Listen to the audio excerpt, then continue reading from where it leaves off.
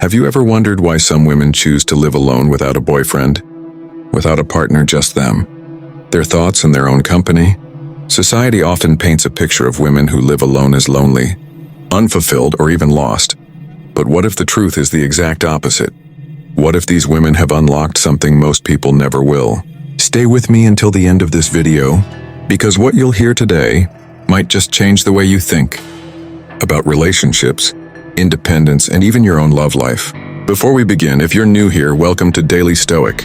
If you find wisdom in Stoicism and self-improvement, hit that subscribe button and turn on notifications. And if you get value from this video, give it a thumbs up so we can spread Stoic philosophy to more people. Now let's explore what Marcus Aurelius, one of the greatest Stoic philosophers, would say about women who choose to live alone. The fear of being alone versus the power of being alone. Have you ever been in a relationship where, despite being with someone, you still felt alone? Maybe you were lying next to them at night, staring at the ceiling, wondering why something felt missing. You had the love, the companionship, the security, yet deep inside, a quiet voice whispered, "Is this really it?" If you've ever felt that, you're not alone. In fact, that's exactly what Sarah felt. Sarah was in a long-term relationship. At first, everything seemed perfect: romantic dates, deep conversations, shared dreams. But slowly, things started to change. She began compromising on small things, then bigger things. Her choices weren't hers anymore. They were theirs. Have you ever given up something you loved, maybe a hobby, a dream, or even just your own quiet time because you thought it would make your partner happy? Sarah did that too. She told herself, this is what love is about, right? Sacrifice, compromise. But here's where things got complicated. One day, she sat alone in a coffee shop, just taking a break from everything. And as she sipped her coffee, she looked around. There were people laughing, friends talking, strangers lost in books. And she realized something shocking. She felt more at peace in that moment alone than she had in months with her partner. That thought terrified her. Why? Because society tells us that being alone is a failure, that if you're single, it means something is wrong with you, that love is the ultimate goal, and if you don't have it, you're somehow incomplete. But is that really true? Marcus Aurelius, one of the greatest Stoic philosophers, once said, "Nowhere can man find a quieter or more untroubled retreat than in his own soul." And Sarah was starting to understand what that meant. That night, she went home and did something she never thought she would. She asked herself a terrifying question. Am I staying in this relationship because I truly want to, or because I'm afraid of being alone? And here's the thing, most people never ask themselves that question. It's scary, because the answer might mean change. It might mean walking away. It might mean stepping into the unknown. But here's the truth. Loneliness and being alone are not the same thing. Sarah didn't want to leave because she didn't love her partner. She left because she realized she had been losing herself. And maybe you felt that too. Maybe you've been in a relationship where you started to forget who you were before, the things that made you happy, the dreams you once had. Sarah's story isn't about giving up on love. It's about realizing that real love, whether it's from another person or from yourself, shouldn't require you to shrink yourself just to fit into someone else's life. That's why Marcus Aurelius also said, "He who lives in harmony with himself lives in harmony with the universe." Sarah chose to find that harmony within herself first. And here's the most interesting part: after she did, she didn't feel lonely. She felt free.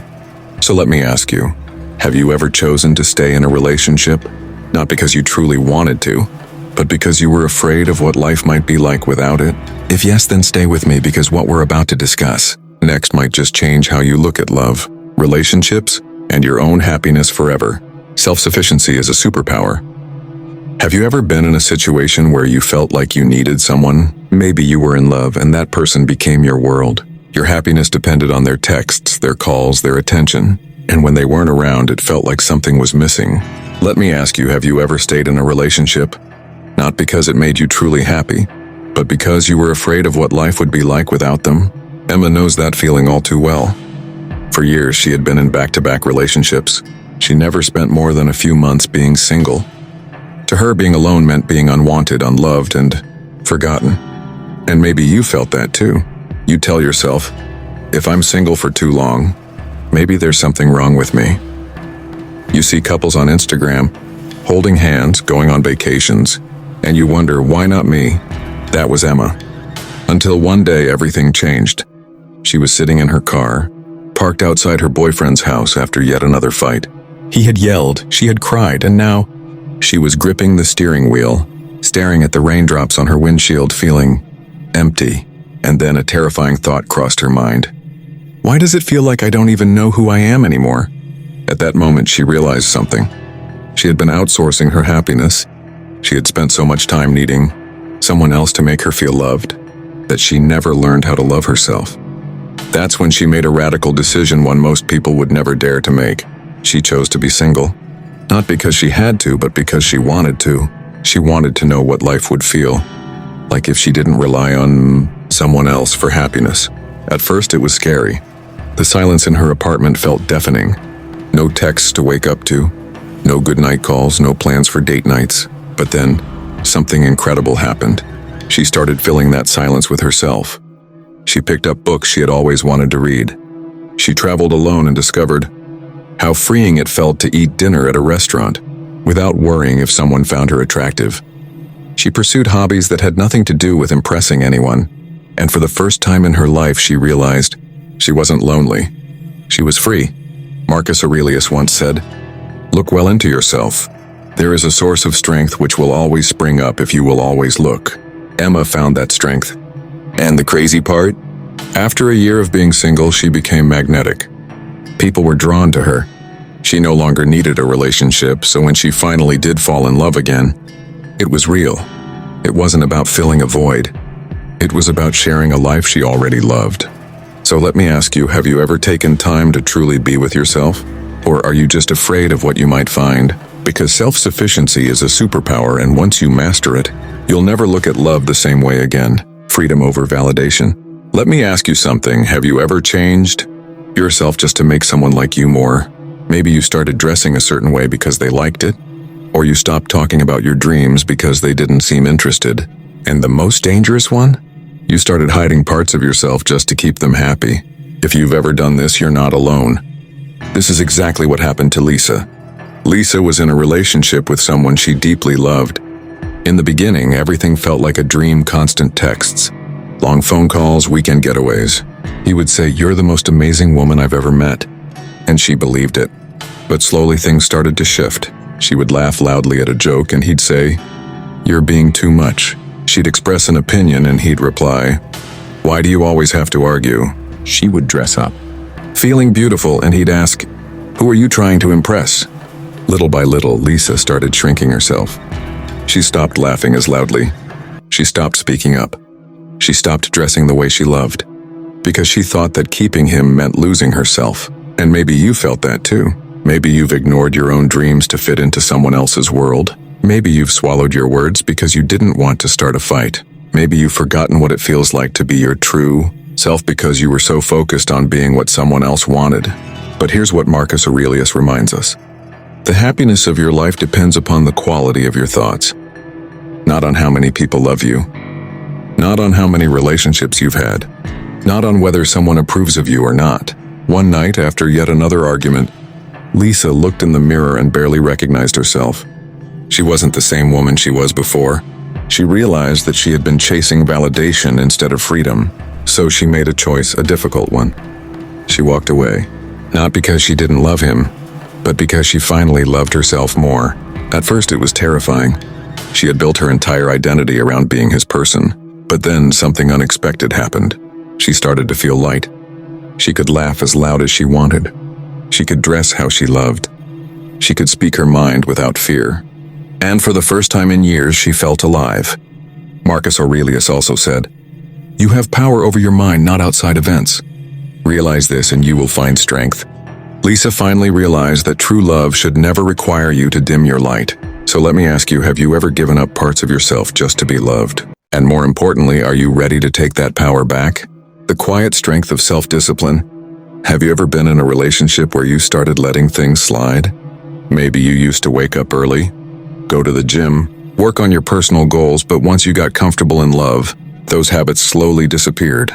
At first, it didn't seem like a big deal. Sleeping in felt nice. Skipping workouts for cozy movie nights felt harmless.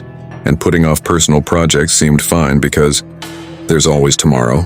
But then tomorrow never came. And one day you looked in the mirror and realized you weren't just losing habits. You were losing yourself.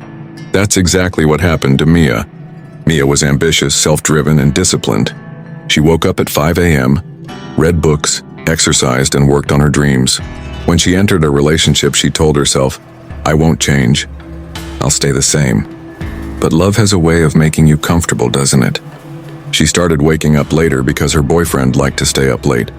She skipped workouts because he preferred ordering pizza and watching Netflix. She stopped reading because they spent most nights talking instead.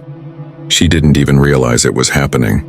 Until one day, she opened her journal something she hadn't done in months and saw a version of herself that felt like a stranger. And that's when it hit her. She wasn't growing anymore. Marcus Aurelius once said, "Waste no more time arguing about what a good man should be one." Or in Mia's case, waste no more time arguing about the life you want. Build it. So she made a decision, a painful but necessary one. She sat her boyfriend down and told him, "I love you, but I've lost myself in this relationship, and I need to find her again." It wasn't easy.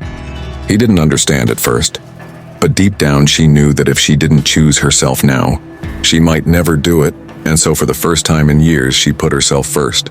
She went back to her early mornings. She picked up her books. She started running again, and as days passed, she realized something powerful. Loving someone should never come at the cost of loving yourself. Marcus Aurelius teaches us, "If it is not right, do not do it. If it is not true, do not say it."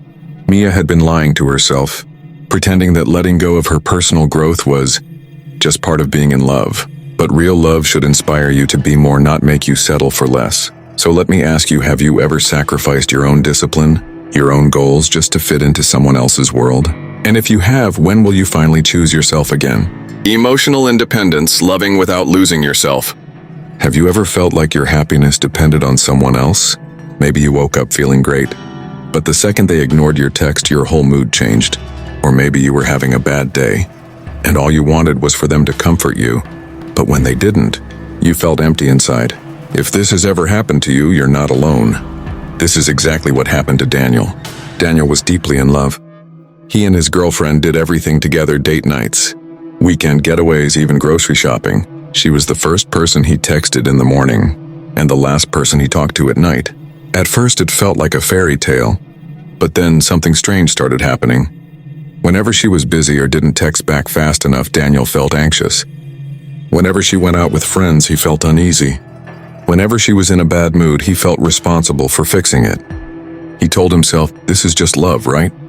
Caring about someone this much?" But deep down, something didn't feel right. One evening, after a small argument, she said, "Daniel, you can't put the weight of your happiness on me. That's too much pressure." That night, he lay in bed thinking about those words, and suddenly he realized she was right.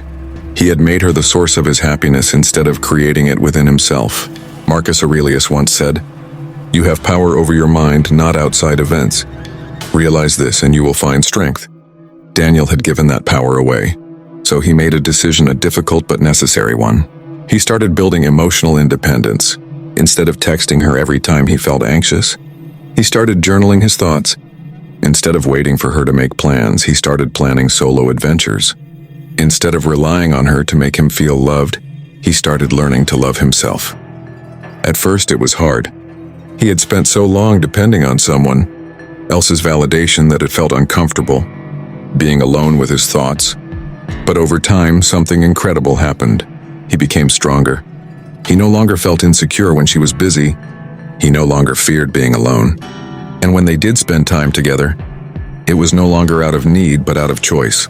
Marcus Aurelius also said, "The happiness of your life depends upon the quality of your thoughts." Daniel finally understood that real love isn't about needing someone to be happy. It's about choosing to share your happiness with them. So let me ask you, have you ever placed your happiness in someone else's hands? And if so, isn't it time to take it back? The ultimate truth. So what's the truth about women who live alone without a boyfriend? Are they lonely? Are they lost? Are they missing out? No. They are strong. They are free. They are self-sufficient. They are proof that you don't need a relationship to be complete, fulfilled, or at peace. And as Marcus Aurelius teaches us, the soul becomes dyed with the color of its thoughts. Women who live alone choose their own colors. They don't wait for someone else to paint their lives for them. With that said, thanks for watching, and until next time.